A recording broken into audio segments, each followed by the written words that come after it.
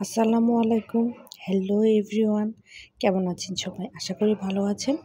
আলহামদুলিল্লাহ, আল্লাহর অশেষ রহমতে আমি ভালোই আছি। বৃষ্টিমুখর আজকে দুদিন ধরে প্রচুর বৃষ্টি হচ্ছে। বৃষ্টিতে দিনটা ঘরে থাকতে ভালোই লাগে, তাই না? আর এই যে এখানে দেখেন, এই দুধ জাল দিচ্ছি। আমার দুধটা ফ্রিজে থেকেই একটু নষ্ট হয়ে গিয়েছে, কিন্তু দুধটা থেকে কিন্তু পানি বের হয়নি, টকটকও হয়নি। তাই দুধটা জাল দিলে দুধ হয়, নিচে ছানাটা জমা হয়ে যায়। তাই ভাবলাম ওটা দিয়ে অন্য কিছু একটাকে মেয়ের পছন্দের কিছু একটা রান্না করে দিই, মেয়ে খুশি হবে। আর এই তো পাশের চুলায় একটু কালিজিরা ভর্তা করব। এই যে শিলপাটা বের করে নিয়েছি, আর এই যে কড়াইতে পেঁয়াজ রসুন এগুলি তেলের উপরে ভেজে নিচ্ছি। এগুলি ভেজে তারপরে এক এক করে সবগুলি ভেজে নেব। কাঁচামরিচ ভেজে নেব, কালিজিরা ভেজে নেব। এটা ভর্তা করে গরম গরম ভাতের সাথে কিন্তু ভীষণ মজা লাগে। আজকে তো বৃহস্পতিবার, কালকে শুক্রবার, তাই ভাবলাম আজকে একদম হালকা পাতলা সিম্পল কিছু রান্না করব। আজকে রাতটা একটু আরাম করি, আয়েশ করি আর রেস্ট করি। এই যে এখানে একটু ধনিয়া পাতা আর কাঁচামরিচটা তেলের উপরে ভেজে নিলাম। ভেজে তারপরে এটা ভর্তা করব। আর ওইদিকে দুধটা জাল হতে থাক, ওটা একদম শুকিয়ে ফেলবো। ওটা দিয়ে ছানার বরফি করব।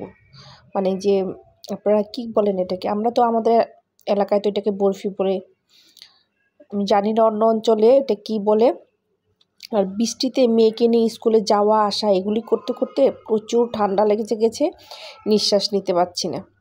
এর জন্যই মূলত কালিজিরা ভর্তাটা করলাম। ঠান্ডাটাও কেটে যাবে আর ভালো একটা পছন্দের একটা খাবারও খাওয়া হবে। তো পাটাতে কালিজিরা নিয়ে নিলাম, এটা এখন বেটে নিব। দেখেন, আপনাদের সাথে কথাও বলতে পারছি না, নাকের ভিতরে কেমন একটা যে করছে, নিঃশ্বাস নিতে পারছি না, মুখ দিয়ে নিঃশ্বাস নিতে হচ্ছে। আবার আপনাদের সাথে কথাও বলছি, গল্পও করছি। আমি তো প্রতিদিনই আপনাদের সাথে কথা বলি, গল্প করি, আড্ডা দিই। এটা না একটা অভ্যেসে পরিণত হয়ে গেছে। আপনাদের সাথে কথা বলতে পারলে ভীষণ ভালো লাগে। এই যে আপনাদের সাথে কথা বলছি আর কিন্তু আমি কালিজিরাটা বেটে নিচ্ছি। আমি কালিজিরাটা বাটবো, একদম তেল বের করে ফেলবো। তেল বের করলে সেই ভর্তাটা কিন্তু অনেক টেস্টি হয়। যাই হোক, যে কথাটা বলছিলাম, আপনাদের সাথে তো গল্প করি, গল্প করতে করতে অনেক কথাই বলে ফেলি। আপনাদের কারো মনে যদি কষ্ট লাগে, আমাকে কিন্তু ক্ষমা সুন্দর দৃষ্টিতে দেখবেন, মনে কিন্তু কষ্ট রাখবেন না। আপনাদের সাথে গল্প করতে পারে, নানান ধরনের কথা হতেই পারে। কারো হয়তো মনে আঘাত লাগতে পারে, আমার কোনো কথার অ্যাঙ্গেলে হয়তো আপনাদের পুরনো কোনো কথা মনে পড়ে গেলো, সেটাতে হয়তো আঘাত লাগলো। কেউ কিন্তু সেটা কষ্ট নেবেন না, সবাই ক্ষমা সুন্দর দৃষ্টিতে দেখবেন।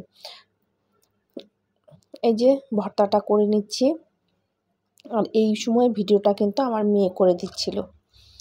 আমার মেয়ে কালিজিরা ভর্তাটা ভীষণ পছন্দ করে। এটা তো গরম গরম ভাতের সাথে কিন্তু ভীষণ টেস্টি এবং মজাদার।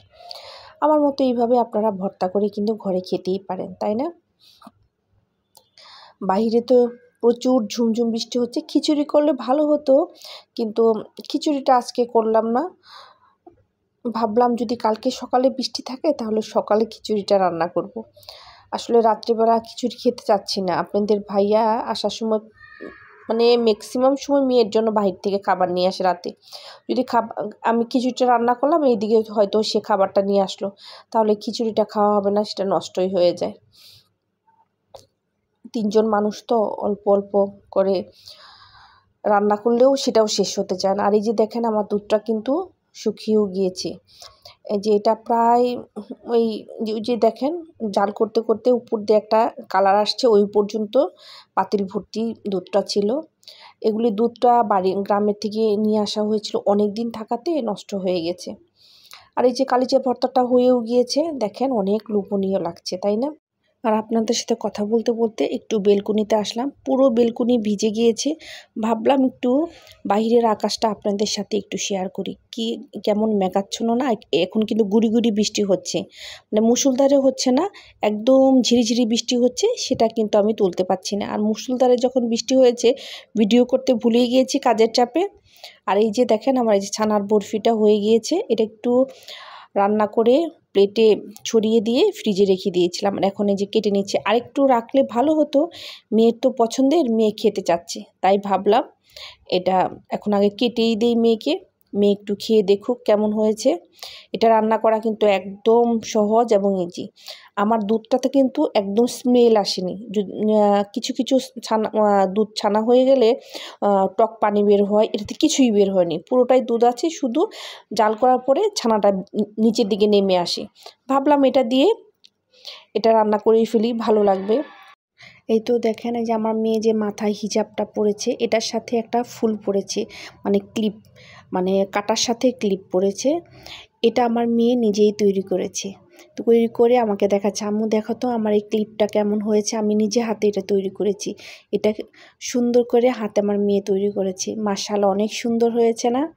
মেয়েকে বলছিলাম অনেক সুন্দর হয়েছে আম্মু। এই তো যাই হোক, এই যে দেখেন আপনাদের সাথে কথা বলতে বলতে রেডিও হয়ে গিয়েছে। আজকে এখন একটু বের হব, একটু ব্যক্তিগত কিছু কাজ আছে। এই ঝিরিঝিরি বৃষ্টির মাঝেও বের হতে হচ্ছে। সারাদিন ঘরবন্দি কাটালেও সন্ধ্যের পর কিন্তু এই ঝিরিঝিরি বৃষ্টিতেও বের হতে হচ্ছে। তাহলে চলুন একটু ব্যক্তিগত কাজটা করে আসি, আর তার আগে আমি এখান থেকেই বিদায় নিয়েছি। আজকের মতো এখানেই বিদায় নিচ্ছি। দেখা হবে নেক্সট ভিডিওতে। সে পর্যন্ত সবাই ভালো থাকবেন, সুস্থ থাকবেন, আমার পাশে থাকবেন, আমাকে সাপোর্ট করবেন। আসসালামু আলাইকুম, আল্লাহ হাফিজ।